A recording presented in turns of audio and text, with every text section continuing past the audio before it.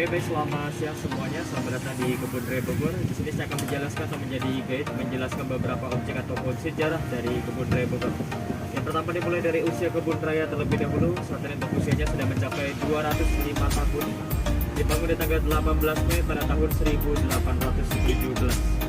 Dengan memiliki luas sekitar 87 hektar dan masih di luar dari area istana, untuk pendirinya Profesor Scarenworth, peneliti dari Jerman dan juga sekaligus menjadi direktur pertama di dalam Kebun Raya Bogor. Dengan total dalamnya pun terdapat 13.000 keseluruhan tanaman, di mana semuanya sudah dikelompokkan sesuai dengan suku, jenis maupun family-nya masing-masing. Serta di bagian area kanan terdapat koleksi dari pandan. Jenis dari pandan raksasa yang digunakan sebagai anyaman kerajinan seperti tikar, tas maupun juga dompet. Lalu juga terdapat tanaman paku jenis dari pakis naga yang memiliki batang pohon yang mirip seperti sisik naga di bagian area kanan. Selanjutnya juga taman akuatik di bagian kanan bawah. Contohnya ada talas air, eceng gondok, papirus, teratai, dan juga ada melati air. Isi dari tanaman-tanaman air.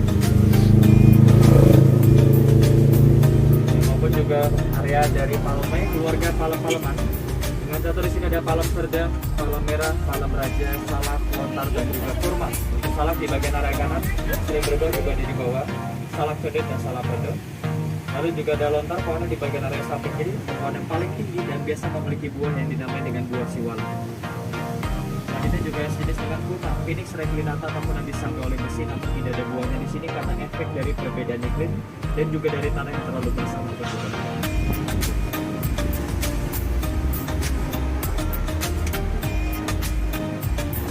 Kebun Raya Bogor pun disekat menjadi dua bagian oleh Sungai Ciliwung yang terletak di bagian bawah. Untuk sungai langsung mengalir ke bagian Depok dan juga Jakarta. Tembusannya dari Bendungan Katulampa. Di area kanannya koleksi randu atau pohon kapuk yang terdapat randu kembar bentuk dan ukurannya sama di usia 103 tahun untuk pohonnya di bagian kanan.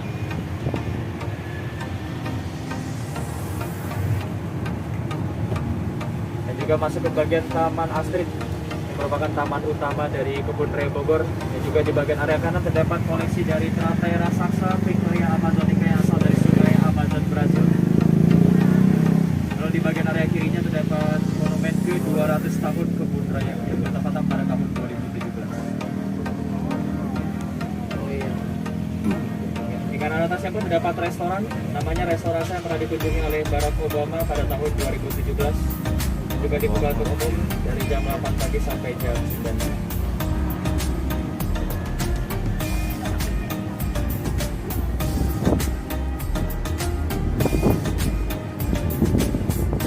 Nah, kemudian koleksi dari pohon damar yang terletak di bagian area kiri dan juga di area seberang kanan. Untuk pohon damar biasa digunakan sebagai industri korek api, papan, lantai maupun juga peralatan musik. Dan dari bagian kita disediakan untuk pembuatan lilin, resin, cat ataupun bahan-bahan kosmetik. Di area kiri bawahnya pun terdapat area bazar, Bapak Ibu, bazar Kebun Raya Bogor yang di sana terdapat lelang tanaman, edukasi tanaman, maupun juga bazar kuliner. Selanjutnya di bagian kiri bawah kuliner, di bagian kiri bawah ini terdapat pohon baobab yang asal dari Afrika Madagaskar. Dan untuk pohon baobab tersebut bisa juga disebut dengan pohon terbalik karena si rantingnya diberikan seperti akar yang dibalik, tidak memiliki daun, gerak dengan terbalik. Tidak terlalu tinggi juga untuk pohonnya karena iklim yang menjadi pengaruh, maka seperti kurma yang tidak cocok di iklim tropis. Depan kanannya juga di sini kita sampai di area pintu 3 dari arah Siloam atau Lipo Plaza Kebun Raya Bogor. Yang itu tercepat masuk ke bagian anggrek, restorasi maupun juga kulit asli.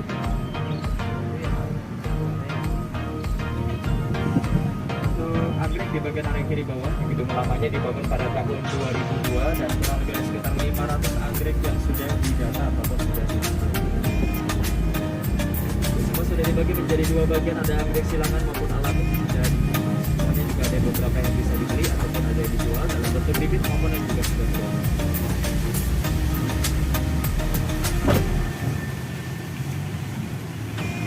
Untuk tentang pembibitannya terdapat di bagian area kanan, sama dibagi menjadi dua juga, ada silangan dan alami. Dan sebagai contoh yang nantinya akan di-display kembali di dalam kawasan anggrek.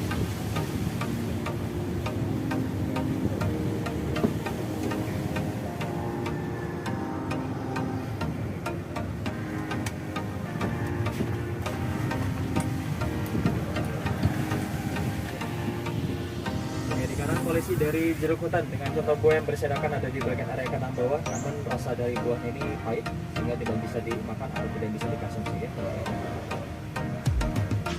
Dan juga koleksi dari tanaman herbal yang terletak ada di bagian area samping kiri. Dalamnya ada sini jenis kucing, sambiloto, beluntas, jahe, dan juga ada kayu. Koleksi dari pohon coklat ada di bagian samping kanan, jenis dari Indonesia lokal dengan contoh buahnya menekor di batang pohonnya tersebut.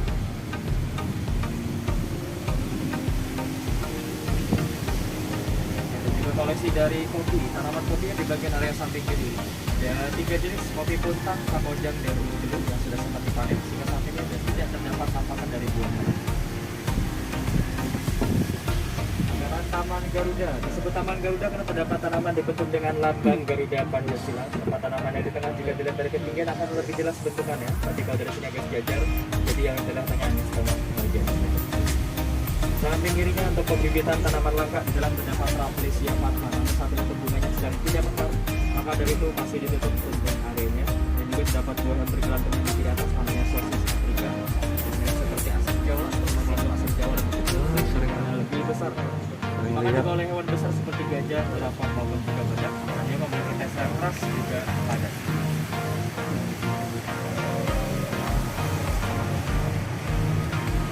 Baik, sampai di jembatan Surya Lembaya yang di bawah terdapat Sungai Ciliwung. Akan lebih jelas dibanding dengan di jembatan putih dan di sungainya lebih tinggi.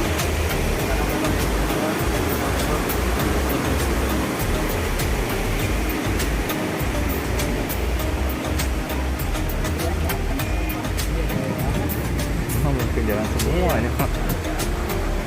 Kakinya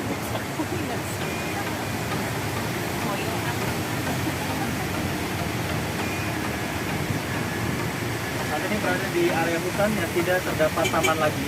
Kebanyakan jenis-jenis dari kayu keras dan juga pohon-pohon besar yang usianya pun rata-rata sudah mencapai di ratusan tahun. Bagian depan ada koleksi dari sukun, nangka maupun pohon keluir.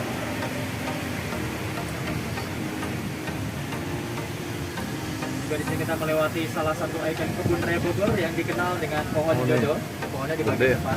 Pohonnya. Dengan pohon jodoh kan terdapat 2 jenis pohon berbeda dengan posisi yang berdampingan juga bentukan mirip ataupun sama. Usia 156 tahun dengan tahun tanam di 1866. Jenis pohonnya meranti dan beringin.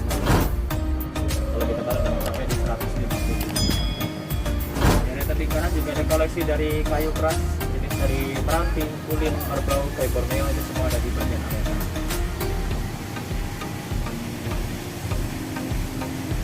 Selanjutnya juga situs cagar budaya kompleks makam keramat dari istri kedua Prabu Siliwangi yang terletak di bagian area kanan. Maupun juga jembatan merah di area samping kiri.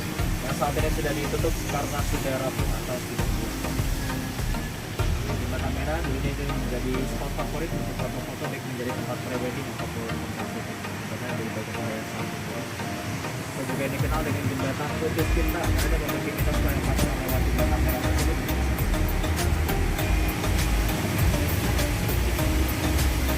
Koleksi mangifera di bagian area kanan. Lalu juga lanjut ke bagian koleksi dari pohon kenari.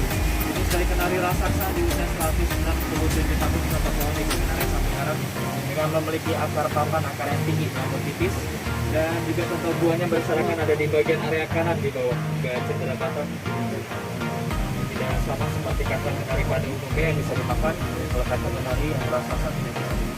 Selanjutnya juga salah satu lokasi dari bunga bangkai raksasa dari Amorphaphorus titanum yang terletak di bagian area tebing kanan. Namun saat ini bunganya lagi tidak mekar dan karena jenisnya umbi dia berada di dalam tanah. Sama sekali tidak akan nampak dan untuk terakhir mekar pada tahun 2020. Untuk mekaran sendiri pun di 3 sampai 4 tahun sekali.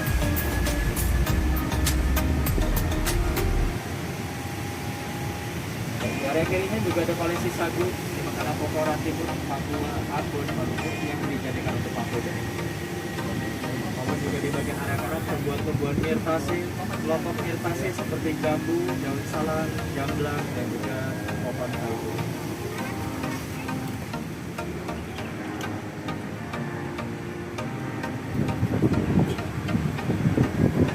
Kembali melewati area dari palas bagian area kanan. Sekarang kita menuju ke bagian utara, ke bagian area terdekat dengan Istana Bogor.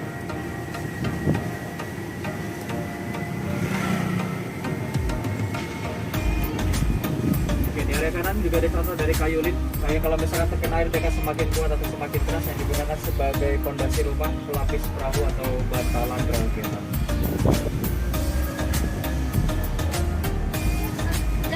Kembali ke bagian tanaman air di bagian area samping kiri di bawah, lalu juga polisi dari tanaman paku-pakuan dengan jenis dari pakis naga. Bagian area samping kiri juga panjang, masih bisa hidup di darat maupun juga di air, seperti contohnya di pesisir pantai, rawa-rawa maupun juga di sungai atau pandan raksasa. Selanjutnya salah satu jenis dari pohon kayu putih, pohon di bagian kanan Eucalyptus alba yang asal dari Flores daerah NTT, yang diambil dari bagian daun untuk melewati tahap penyulingan batu merujuk tempat pertumbuhan.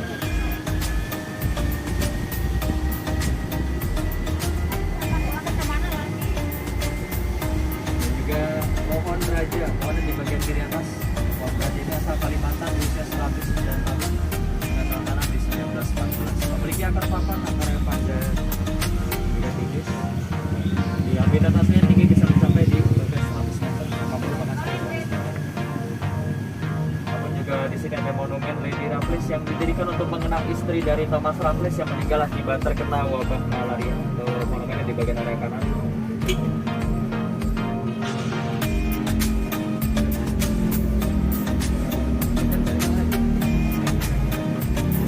Ini yang tadi.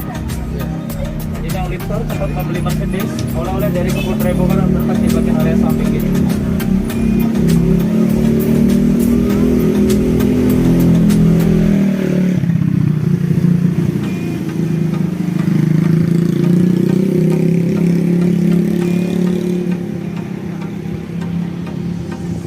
Oke, sampai di Trump Laboratorium di bagian samping ini, bangunan peninggalan Belanda sampai sudah dinonaktifkan. Sebelumnya dipakai oleh pihak BRIN dan menjadi lem tanaman. Lanjut di bagian area kiri depan di sini terdapat juga gedung Melsior, gedung yang dulunya digunakan sebagai tempat istirahat dari Dr. Melsior. Merupakan ahli botani berkebangsaan Belanda yang juga pernah menjabat sebagai direktur kelima di tahun 1880. Karena sudah dinonaktifkan ketua dari gedung tersebut. Bagian area samping kanan di sini ada rotan, bentuk karena sebelum dijadikan meja atau kursi.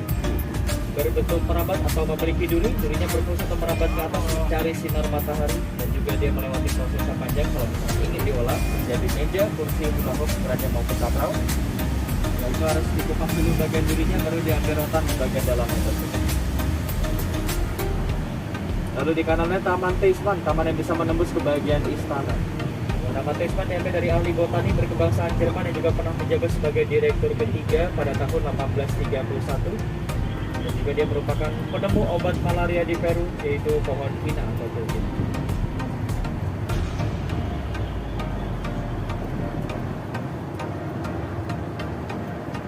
Baik, lanjut memasuki area dari bambu. Ada kurang lebih sekitar 30 jenis bambu di dalamnya. Yang satu ada bambu kuning yang sangat mudah dikenali. Selanjutnya juga ada bambu raksasa di bagian area kanan. Untuk bambu kuning ini samping kanan. Ada beberapa contoh rebungnya, namun saya tidak bisa dikonsumsi karena rasanya itu pahit. Kalau untuk rebung yang paling enak di bagian kanan ini ada jenis dari bambu tali yang biasa digunakan sebagai pembuatan lumpia. Bisa jenis dari bambu raksasa asal dari India, Bapak Ibu. Ada beberapa contoh dari rebung yang sudah muncul. Maupun juga jenis dari bambu hitam yang digunakan sebagai alat musik angklung atau calung. Untuk contoh-contohnya di kanan bagian keluar atau di Jalaga. Ada juga jenis dari bambu sembilan asal dari Myanmar. Yang ada berapa diameter di 30 bahkan sampai di 60 cm. Dan yang di kirinya juga ada pipe dan bisa ditempatkan dan juga sampai di tanah bogor di bagian tengah. Rumah dari Pak Jokowi dengan memiliki luas 28 hektar dan dibangun di tahun 1745 sehingga untuk usianya sudah mencapai 277 tahun, dan juga sudah bangunan ketiga yang sudah direnovasi ataupun sudah dibangun. Setiap hari Pak Jokowi tinggal di saat tersebut dengan Ibu Riana dari Bukati. Di area samping kirinya pun terdapat makam Belanda yang kurang lebih ada 42 makam Belanda. Mereka rata-rata meninggal akibat terkena wabah malaria. Di 42 yang terdapat identitas hanya ada 38 makam, sisanya tidak diketahui. Maupun juga jenis dari bambu raksasa yang nampakkan lebih dekat di bagian kanan. Karena pada tahun 1928 sampai kurang lebih di 95 tahun. Bagian kanan ini juga terdapat bambu lemang yang digunakan untuk membungkus lemang makanan ciri khas dari Sumatera Barat, yaitu padang. Isinya ketan lalu dibakar.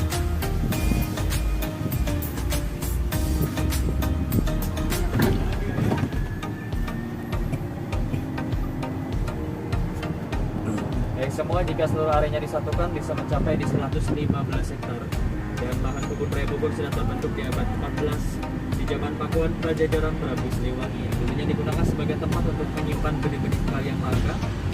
Jadi setelah perkembangan zaman, kebun raya Bogor digunakan sebagai tempat penelitian bagi para ilmuwan maupun juga menjadi konservasi ex situ untuk tanaman yang ditanam kembali di luar habitat asli. Sampai dengan saat ini, kebun raya Bogor menjadi pusat konservasi tertua yang ada di Asia Tenggara dengan memiliki kurang lebih jenis tanaman ada sekitar 3.500 jenis tanaman. Saat ini kita akan kembali menuju ke bagian shelter utama.